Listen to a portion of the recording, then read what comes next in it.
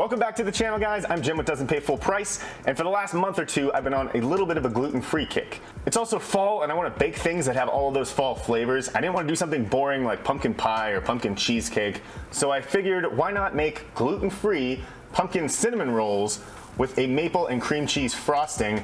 And the best part is, if you don't want it to be gluten-free, it doesn't have to be. You can use the exact same amount of all-purpose flour, and it won't change the recipe a bit. They'll still come out really good, maybe even a little bit lighter. So without further ado, let's get to it. To make these cinnamon rolls, we are gonna need, of course, some gluten-free flour, a little bit of butter, some pumpkin pie spice, some canned pumpkin, 1 egg, along with white sugar, a little bit of yeast, brown sugar, of course cream cheese, a little cinnamon, almond milk, or you could use regular milk, along with maple syrup and powdered sugar. I'm gonna put all the ingredients here. They're also gonna be in the description. To start, we're gonna heat up 1/4 cup of our milk to no more than 110 degrees. Add a tablespoon of our yeast mixture, mix it up real nice, and let it sit for 10 minutes. In a mixing bowl, we are gonna whisk together 3 cups of gluten-free flour, 2 teaspoons of your pumpkin pie spice, and 1 teaspoon of salt. To the bowl of your stand mixer, we are gonna add 1/2 cup of pumpkin puree, 3 tablespoons of granulated white sugar, and 1 egg. Since we are making a dough, you're gonna wanna use the dough hook attachment, so go ahead and get that on.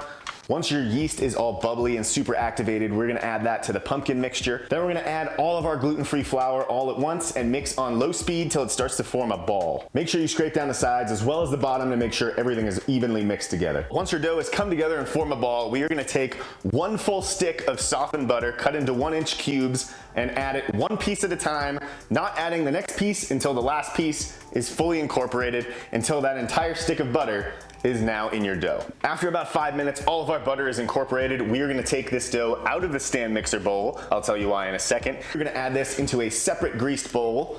Cover it with plastic wrap and let this proof for at least an hour. If you wanna do it overnight, that works too. While the dough is proofing, we are gonna make the filling for the cinnamon rolls. Grab yourself a small bowl, and to that, we're gonna add 1/4 cup of softened butter, 1/4 cup of brown sugar, with 1/2 cup of granulated sugar, as well as a 1/2 teaspoon of cinnamon and a 1/2 teaspoon of nutmeg. Mix this together with a fork or a spatula. If you want, you can microwave it for 10 seconds at a time just to soften the butter a little bit more. In the end, you want a nice spreadable paste that we can easily spread on our dough. And then we're just gonna set this aside at room temperature until we need it. So now we finished 2 out of our 3 steps. The last step is to make our maple cream cheese frosting. I like to use the stand mixer with the paddle attachment. Add 4 ounces, which is 1/2 cup, of softened cream cheese. We don't have quite enough butter yet, so 3 tablespoons of softened butter, 1 full cup of powdered sugar, and 1/4 cup of maple syrup. And please use the good stuff. You deserve the good stuff. Don't get the imitation maple syrup. Add that all to the bowl of our stand mixer. Mix it on low until it all comes together. If it's a little too thick, you can add a tablespoon or so of milk or imitation milk just to thin it out. Both of these last 2 steps, we could do a day or 2 ahead of time, as long as you can resist eating them for that long. Just make sure to take them out of the refrigerator, let them come to room temperature and soften up before we go to use them. Once your dough is well rested, go ahead and dust whatever work surface you're gonna be working on. With gluten-free flour, I'm using sweet potato flour. This dough is gonna be much softer than your typical cinnamon roll dough, so we're gonna wanna work as carefully as possible to spread this in an even thin layer.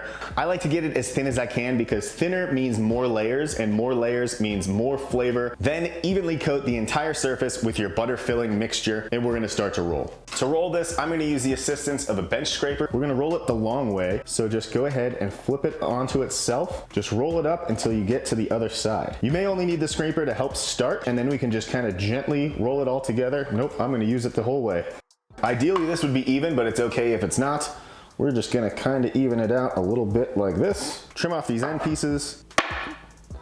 That can just be a little baker's snack. Little insider tip, they tell you to use unscented dental floss to cut these. However, I know how many people floss out there, but what also works is fishing line. Just make sure it's not used fishing line. You don't want these to be fishy cinnamon rolls. But put it right down to the board, flip it over, and you have an almost perfect cinnamon roll. Way less friction than a knife would have. So just do this all the way down. Once you have all of your cinnamon rolls cut, place them in your greased baking pan of choice. I like a nice shallow baking dish. We're gonna cover these with a damp towel and let them proof for another hour. I know it's a lot of work and a lot of waiting, but they're gonna be really good, I promise. After an hour of proofing, these have not really risen that much, but we're gonna throw them in the oven anyways, 350 degrees for about 40 to 50 minutes. After about 45 minutes in the oven, your cinnamon rolls should have reached an internal temperature of between 190 and 200 degrees Fahrenheit, and at this point, there's only one logical step left.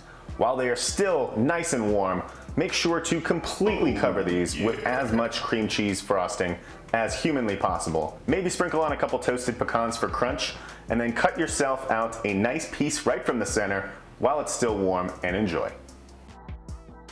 All right, I'm still new to the whole gluten-free thing, but this looks really good.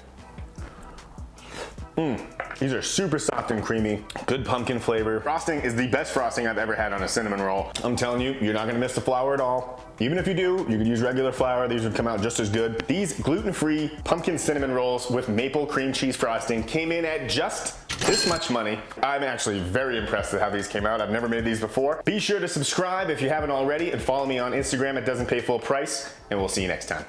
Mix this together with a spork or mix this together.